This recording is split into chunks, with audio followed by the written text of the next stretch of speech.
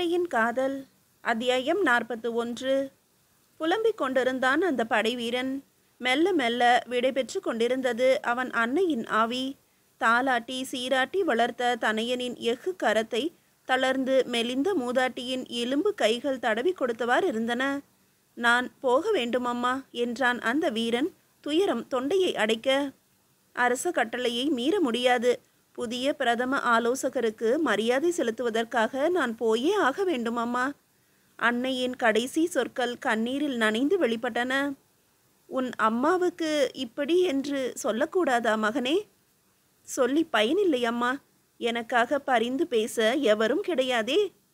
ஏன் இல்லாமல்? நான் இருக்கிறேன். ஆ, தாங்களா? திடுக்கிட்டு எழுந்த படைவீரன் நேற்றைய தளபதியும் நாளைய பிரதம ஆலோசகருமான காஞ்சிபுரத்தானை கண்டு பிரமித்து கை குவித்தான். வீரனே, யாருக்கு உண்மையாக மரியாதை செலுத்த வேண்டுமோ அவருக்குத்தான் செலுத்தி கொண்டிருக்கிறாய் என்றான் காஞ்சிபுரத்தான். தளபதியும் ஆலோசகர்களும் அமைச்சர்களும் அரசியும் ஏன் ஆண்டவனும் கூட இந்த தெய்வத்துக்கு பிறகுதான். நீ எந்த அணிவகுப்புக்கும் வர வேண்டாம். அன்னையின் அருகிலேயே இரு. வாசல் கதவு மீண்டும் மடாரென திறந்து கொண்டது. மடமடவென்று புகுந்தார்கள் சில வீரர்கள். உன்னை கைப்பிடியாக இழுத்து வர சொன்னார் தளபதி, வா. முரட்டுத்தனமாக அவனை பிடித்து அப்புறப்படுத்த முற்பட்டார்கள் அவர்கள். விளக்கு வைக்கும் நேரமாகையால் அரை இருட்டில் நின்றிருந்த காஞ்சிபுரத்தானை அவர்கள் அடையாளம் காணவில்லை போலும். ஐயோ, என் மகன்! அலறிக்கொண்டு எழுந்த கிழவி ஒடிந்த ஈர்க்குச்சி போல விழுந்தாள். அவள் ஆவி அகன்று விட்டது. அம்மா என்று வீடே இடிய கதறியவாறு அவள் மீது விழுந்து துடித்து புரண்டான் மகன். காஞ்சிபுரத்தான் அமைதியாக தன் குரலை வெளிப்படுத்தினான். திருப்தி ஆயிற்றா தோழர்களே என்று. தீயை மிதித்தார்களா என்ன? சரேலென விலகியவர்கள் காஞ்சிபுரத்தானை கண்டார்கள். பேசவும் வரவில்லை, சமாதானம் கூறவும் தெரியவில்லை.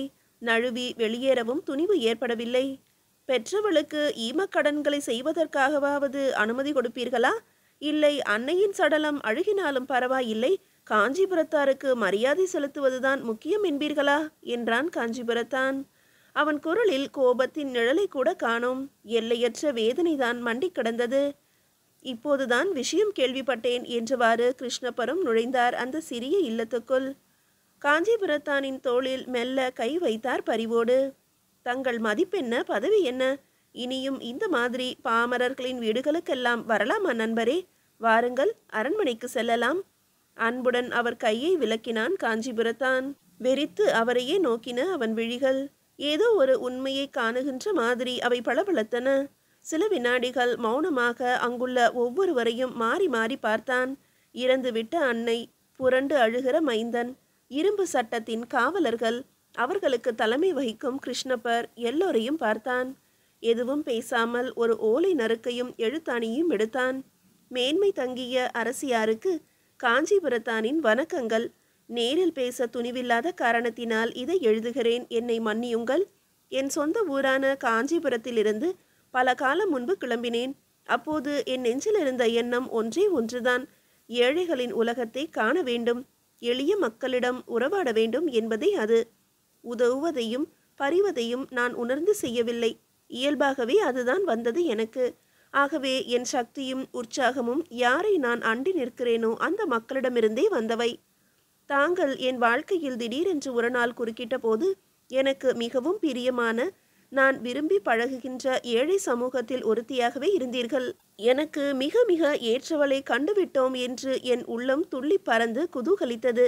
பிற்பாடு தாங்கள் அரியணைக்காக பிறந்திருப்பவர் என்ற உண்மை புலப்பட்டது. அந்த உரிமைகளை பறிக்க முயலுகிறவர்களை நான் எதிர்த்து போராடியது தங்களுக்காக அல்ல, நீதிக்காகவும் நியாயத்துக்காகவும் தான். தங்களுடன் சேர்ந்து என் தலையிலும் ஒரு மகுடத்தை ஏற்றிக்கொள்ளலாம் என்று எண்ணி அல்ல. மதிப்புக்குரிய அரசி, நான் வீட்டை விட்டு புறப்பட்ட திசைக்கும் வந்து சேர்ந்த இடத்துக்கும் சம்பந்தம் துளியும் இல்லாததை இப்போதுதான் காணுகிறேன். என் பெயரை சொல்லி என் பதவியை காட்டி பயமுறுத்தி அநீதி என் கண்முன்பு நிகழ்ந்து விட்டது. இது யாருடைய தவறும் அல்ல, பெரிய பதவிகளின் கூடவே பிறந்த நோய் அது. பதவியை பெரிதாக நினைப்பவர்கள் இதை பரவாயில்லை என்று மன்னிப்பார்கள். இந்த காஞ்சிபுரத்தானால் அது முடியாத காரியம். நாளை என் பெயரில் என் பதவியை பயன்படுத்தி எனக்கு தெரியாமல் என்னென்ன அநீதிகளும் அக்கிரமங்களும் தலைவிரித்து ஆடுமோ? பிரதம ஆலோசகர் என்ற முறையில் எத்தனை அநீதிகளை நான் பார்த்தும் பாராதது போல இருக்க வேண்டியிருக்குமோ? அரசி, அதை நினைத்தாலே இந்த காஞ்சிபுரத்தானின் குலை நடுங்குகிறது. பெருமரியாதைக்குரிய அரசியே, ஏழை தயவு செய்து மன்னியுங்கள். தங்களுக்கு எந்தவித தொல்லையும் வேண்டாம். எனக்கும் எந்தவித தளையும் தேவையில்லை.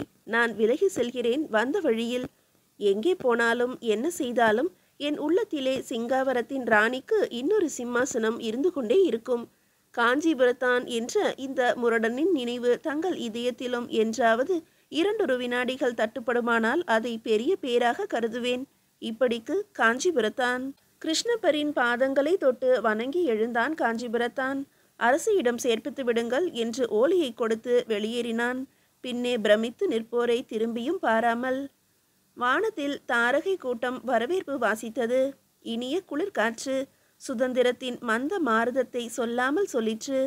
காஞ்சிபுரத்தான் நடந்து கொண்டே இருந்தான். வெள்ளி மீன்கள் துள்ளி குதித்தன. காலை சூரியனின் கிரகணம் கபாலீஸ்வர திருக்குளத்தின் தண்ணீரில் நவரத்தின ஒளிகளை பாய்ச்சி கொண்டிருந்தது.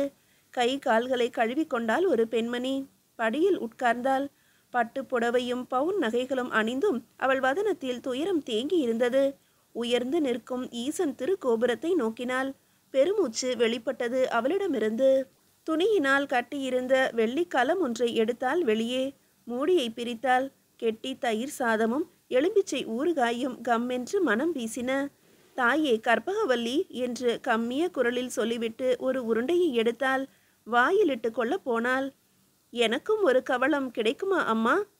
என்ன என்ன அந்த குரல் நிஜம்தானா? விழித்து கொண்டுதான் இருக்கிறோமா? மகனே, கையில் சோறு இருப்பதையும் மறந்தால் அந்த அன்னை. மகனே, நீதானா? என்னையும் உன் அப்பாவையும் எப்படியெல்லாம் தவிக்க விட்டு விட்டாய். சொல்லாமல் கொள்ளாமல் வீட்டிலிருந்து வெளியேறி விட்டாயே, நியாயமா மகனே? என்னம்மா நீங்கள்? பசி என்று கை நீட்டுகிறேன், சோறு போடாமல் கதை படிக்கிறீர்களே. நான் போய்விடுகிறேன் மறுபடி. காஞ்சிபுரத்தான் எழுந்தான் போலி கோபத்துடன். ஐயோ என் ராஜா, உனக்கில்லாத சாப்பாடா? நீதான் பால் வேண்டாம், பாயாசம் வேண்டாம், பட்டு மத்தை வேண்டாம் என்று பரதேசி போல போய்விட்டாய். எவ்வளவு இளைத்து விட்டாயப்பா. சாதத்தை உருட்டி உருட்டி அவன் கையில் இட்டு கொண்டே பேசினாள் அன்னை. முன்னேதான் நன்றி இல்லாமல் போனான், இனியாவது நன்றியோடு இருக்கட்டும் என்று பார்க்கிறீர்களா என்றான் காஞ்சிபுரத்தான். தாய் திகைத்து போனாள். எதற்கப்பா கேட்கிறாய்? உப்பு இவ்வளவு சேர்த்து தருகிறீர்களே, ஒவ்வொரு உருண்டை சாதத்திலும் 2 பொட்டு கண்ணீர் விழுந்து கொண்டே இருப்பதை பாருங்கள். போ தம்பி. கண்ணீரை துடைத்து கொண்டாள் அன்னை. அது போகட்டும், எங்கெல்லாமோ ஊர் சுற்ற கிளம்பினாயே, எனக்கு என்ன சம்பாதித்து வந்திருக்கிறாய்? அது காஞ்சிபுரத்தான் திணறினான். ஏன் தயங்குகிறீர்கள்?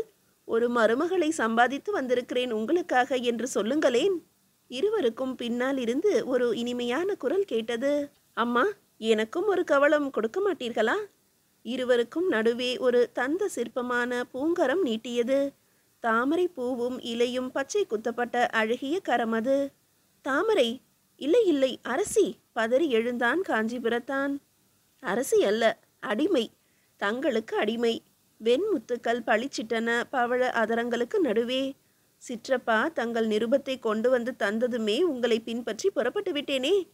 தாமரை, ஆனால் ராஜ்யம்? சீதையின் ராஜ்யம் எங்கே இருந்தது? அதுவேதான் எனக்கும் என்று பதில் சொன்னால் தாமரை. சிற்றப்பாவும் சித்தியும் தான் அந்த பதவிக்கு பழக்கப்பட்டவர்கள். தாங்கள் என்னை ராணியாக்க தீவிரமாக முயன்றதால் தடுக்கக்கூடாது என்று பொறுத்திருந்தேன். மற்றபடி உங்களுக்கு எந்த உலகம் பிடிக்குமோ அதிலேதான் எனக்கும் உயிர். காஞ்சிபுரத்தானின் தாய் கனைத்து கொண்டாள். தம்பி, நான் ஒருத்தி இங்கே இருக்கிறேனப்பா. மன்னியுங்கள் அம்மா என்றான் காஞ்சிபுரத்தான். இந்த பொல்லாத பெண்ணை பற்றி சொல்வதானால் ஜாம கணக்கில் சொல்ல வேண்டும். ஊரிலிருந்து வண்டியில் தானே வந்தீர்கள்? ஆமாம், அதோ நிற்கிறது பார் நம் வில் வண்டி. சாயந்தரம் புறப்படலாம் அம்மா. ஊர் போய் சேருகிற வரையில் சொல்கிறேன் எல்லா கதைகளையும். சத்திரத்திலே நீங்கள் கொஞ்ச நேரம் ஓய்வெடுத்துக் கொள்ளுங்கள். தாமரையின் கையை பற்றி கொண்டான் காஞ்சிபுரத்தான். குதி நடையில் புறப்பட்டது அந்த இளம் ஜோடி. விரல்கள் 10 தான். பரிமாறிக்கொண்ட இன்ப கிளுகிழுப்புகளோ 10,000. பார்த்தவர் கண்ணெல்லாம் பொறாமை கொழுந்து விட்டெறிந்தது. காதல் சிட்டுக்களோ கடுகத்தனையும் அதை பொருட்படுத்தாமல் பட்டணத்து வீதிகளில் சிறகடித்து பறந்து கொண்டிருந்தன. தாமரை, எவ்வளவு பெரிய தியாகம் செய்துவிட்டாய். அவ்வளவு பெரிய தியாகத்துக்கு நான் தகுதியுள்ளவன்தானா? உங்களுக்காக துறப்பதற்கு கேவலம் சிங்காவரம் ஒன்றுதானே இருந்தது என்பதுதான் என் மனக்குறை. காஞ்சிபுரத்தான் கை நீட்டி காட்டினான். தாமரை, அந்த பக்கம் போவோமா? ஏன், என்ன இருக்கிறது அங்கே? நீயும் நானும் முதலில் சந்தித்த அன்பு மாளிகை. சிலிர்த்து அடங்கியது தாமரையின் கொடியுடல். ஐயோ, கசியடி விடுதியா? ஏன் நினைவுபடுத்துகிறீர்கள் அந்த யமனின் இருப்பிடத்தை? அவர்கள் பேச்சை வெட்டியது புதுக்குரல் ஒன்று. யமனின் இருப்பிடத்திற்கு நீங்கள் போக வேண்டாம், ஆனால் யமனே எதிர்பட்டால்? யார்? அதிசயித்து திரும்பினான் காஞ்சிபுரத்தான். அதுதான் சொன்னேனே, உங்கள் இருவருக்கும் யமன் என்று. அட்டகாசமாக சிரித்தார் ரகுநாதர். சரக்கென்று உடைவாளை உருவியது அவர் கரம். மீதியை இறுதி அத்தியாயத்தில் காணலாம். இறுதி அத்தியாயம் 42. கண் இமைக்கும் நேரத்துக்குள் வளைந்து தப்பினான் காஞ்சிபுரத்தான். மறு பாய்ச்சலின் போது அவனுடைய உடும்பு பிடியில் ரகுநாதருடைய வாள் பிடித்த கைசிக்கி இருந்தது. காஞ்சிபுரத்தான் சிரித்தான். ஏது, தாங்கள் இப்படி மாறிவிட்டீர்கள்? எதிராளியை பின்னால் இருந்து குத்துவதும் கவிழ்ப்பதும் அல்லவா தங்கள் வழக்கம்? இப்படியா நேருக்கு நேராக தர்ம யுத்தத்துக்கு வருவது? விடடா நாயே என்று திமிரி விடுவித்து கொண்டார் ரகுநாதர். இரண்டாம் முறை அவர் வாளை ஓங்கிய போது கூட்டம் சேர்ந்து விட்டது வேடிக்கை பார்க்க. தாமரை வீறிட்டாள். இங்கே கேள்வி முறை இல்லையா? நிராயுதபாணியாக இருப்பவரை வாளினால் தாக்குகிறாரே ஒருவர். கூட்டத்திலிருந்து ஒருவர் முன்வந்தார். ஆமாம், இது முறையான சண்டையாகாது. இருவரையும் பிரித்து விட்டார் அவர். எங்கள் தேசத்திலே கூட அவமானமோ அவபாதமோ ஏற்பட்டால் வாட்போருக்கு எதிராளியை அழைப்பதுண்டு. ஆனால் இருவர் கையிலும் வாள் இருக்க வேண்டுமே. காஞ்சிபுரத்தான் புன்முறுவலுடன், வணக்கம் சாமியாரே, எங்கே மோசஸ் என்று விசாரித்தான். பச்சோந்தி பாதிரியார், நான் நடுவராக பணியாற்றப் போகிறேன், தயவு செய்து உறவு கொண்டாடாதே என்றார். அவர் பார்வை சுழன்றது. ஒரு மராட்டிய வீரனிடம் நிலைத்தது. உன் வாளை கொஞ்சம் கொடப்பா என்று கேட்டு வாங்கி தந்தார் காஞ்சிபுரத்தானிடம். 1 2 என்று பச்சோந்தி பாதிரியார் கை தட்டினார். 3 என்றதும் ஆரம்பிக்க வேண்டும் இருவரும். கையை பிசைந்தால் தாமரை. தடுத்து நிறுத்துவீர்கள் என்று உங்களிடம் முறையிட்டேன், மேலும் பெரிதாக வளர்த்து விட்டீர்களே. 3 என்று கைத்தட்டினார் பாதிரியார். கிளிங் கிளிங் என்று பறந்தது தீப்பொறி. வெட்டியது மின்னல், கொட்டியது குருதி. சொருகினான் வாளை. ஐயோ என்று அலறி ரகுநாதர் விழ, பலே என்று மக்கள் பாராட்ட, கண்களை பொத்திக்கொண்டு அச்சத்துடன் தாமரை கூச்சலிட, கொலை, படுகொலை, பச்சை படுகொலை, நட்ட நடுப்பகலில். கூட்டத்தினரை முண்டி தள்ளி கொண்டு வந்தவர் பெரிய பெத்துதான். ஊருக்கு பெரியவர் என்பதால் மக்கள் ஒதுங்கி கொண்டார்கள். பரிதாபத்துடன் நோக்கினான் காஞ்சிபுரத்தான். பழைய செருக்கும் ஆணவமும் பறந்தே போயிருந்தன. மீசை கூட செருக்கை பறிகொடுத்து துவண்டிருந்தது. உடைவாளை உரியவனிடம் திருப்பினான் காஞ்சிபுரத்தான். போகலாம் வா தாமரை என்றான். இரத்த வெள்ளத்தில் கிடக்கும் ரகுநாதரையும் திரும்பி செல்லும் அவர்களையும் மாறி மாறி பார்த்தார் பெரிய பெத்து. திடீரென அவர் கண்கள் எதையோ கண்டு மகிழ்ச்சியுடன் மின்னின. ஆனந்தத்துடன் கூச்சலிட்டார். அடிமைகளே, என் அடிமைகள் இந்த 2 பேரும். முதுகில் பெயர் போட்டிருக்கிறேன் பாருங்கள், பிடியுங்கள் பிடியுங்கள் என்றார். கூட்டத்தில் எவரும் அவர் உதவிக்கு வர தயாராக இல்லை. பிடியுங்கள் அந்த அடிமைகளை. வெறி கூச்சலுடன் குதித்தார் பெரிய பெத்து. ஆ, அதோ வருகிறார்கள் கம்பெனி சிப்பாய்கள். வாருங்கள் வாருங்கள், பிடியுங்கள் இந்த கழுதைகளை. நீங்கள்தான் இந்த சென்னை பட்டணத்தில் சட்டத்தை காக்க ஏற்பட்ட நல்லவர்கள். இந்த ஜனங்களைப் போல நீதியை காலால் மிதிப்பவர்கள் அல்ல நீங்கள். பெரிய பெத்து பேச பேச அந்த சிப்பாய்கள் அவர்களை நோக்கியே வந்தார்கள். பச்சோந்தி பாதிரியார் ஒரு மர்ம புன்முறுவலுடன் நின்றிருந்தார் பேசாமல். சிப்பாய்கள் அருகில் வந்தார்கள். பெரிய பெத்துவை ஒதுக்கி நகர்த்தினான் ஒருவன். இன்னொருவன் கையில் இருந்த ஒரு பெரிய துணியை அருகில் இருந்த சுவரில் ஆணி வைத்து அடித்தான். மூன்றாம் அவன் டமடமவென்று பறை அறைந்து கொண்டே துணியிலிருந்த வாசகத்தை உரக்க படிக்க ஆரம்பித்தான். மாட்சிமை தங்கிய இங்கிலாந்து மன்னருடைய பிரதிநிதியான கிழக்கிந்திய கம்பெனியார் இதனால் சகல மாணவர்களுக்கும் தெரிவிப்பது என்னவென்றால், கம்பெனியாரின் ஆளுகைக்கு உட்பட்ட சென்னை பட்டண பிரதேசத்திலும் எழும்பூர், மயிலாப்பூர், திருவல்லிக்கேணி, வேப்பேரி, புரசைவாக்கம் கிராமங்களிலும் இன்று முதல் யாரும் அடிமைகளை வாங்கவோ விற்கவோ கூடாது என்றும், அப்படி செய்பவர்கள் ஈவு இரக்கமின்றி தண்டிக்கப்படுவார்கள் என்றும் தெரிவித்துக் கொள்கிறோம். தப்பியோடிய அடிமைகளை திருப்பி பிடிப்பதும் அயல் நாடுகளுக்கு கப்பல் ஏற்றி அனுப்புவதும் சட்டப்படி குற்றமாகும். டம டம டம என்று சப்தித்தது. கம்பெனி சிப்பாய்கள் போய்விட்டார்கள். இடிந்து நின்ற பெரிய பெத்துவை பார்த்து இடி இடி என சிரித்துவிட்டு கூட்டமும் கலைந்து சென்றது. பச்சோந்தி பாதிரியாரும் புறப்பட்டார். தாங்கள்தான் இந்த சீர்திருத்தத்துக்கு காரணகர்த்தர் என்று நினைக்கிறேன் என்றான் காஞ்சிபுரத்தான் நன்றியுடன். பாதிரியாரின் மெலிந்த இதழ்களில் மென்னகை அரும்பியது. காரணம் கர்த்தர் என்றார் சிலேடையாக. தாமரையின் கையை கோர்த்து கொண்டு நடந்தான் காஞ்சிபுரத்தான். வெகு தொலைவில் கோட்டை தெரிந்தது. அக்கரை சீமையிலிருந்து வந்த ஆட்சியாளர்களின் செயின்ட் ஜார்ஜ் கோட்டை. வான்முட்டும் கம்பத்தில் வீசி பறந்தது கம்பெனியின் கொடி. எந்த வெள்ளை துறைக்காகவோ போடப்பட்ட வேட்டு சத்தத்தை உருட்டி கொண்டு வந்தது உப்பு காற்று. அடிமை தலையிலிருந்து விலகி காதல் தலையில் சிக்குண்ட இருவர் நெஞ்சிலும் ஒரே எண்ணம். எதிர்காலத்தில் இந்த மண்ணிலே எத்தனையோ காஞ்சிபுரத்தார்கள் வருவார்கள், செல்வார்கள், ஆளுவார்கள், நீதியை நிலைநிறுத்த போராடுவார்கள். இதே கோட்டை கம்பத்திலே இன்னும் எத்தனையோ கொடிகள் படபடக்கும். சட்டங்கள் மாறும், ஆணைகள் கவிழும், எழுச்சிகளும் புரட்சிகளும் தியாகங்களும் தழும்புகளும் கொந்தளிப்புகளும் கூப்பாடுகளும் திரும்ப திரும்ப இந்த தமிழ் மண்ணிலே எதிரொலித்து கொண்டே இருக்கும். அவ்வளவுக்கும் இடையில் மனிதன் அடிபடுவான், தோல்வியுறுவான், விழுவான், அவமானப்படுவான், அழுவான். ஆனால் எல்லாவற்றுக்கும் இறுதியில் எழுவான்.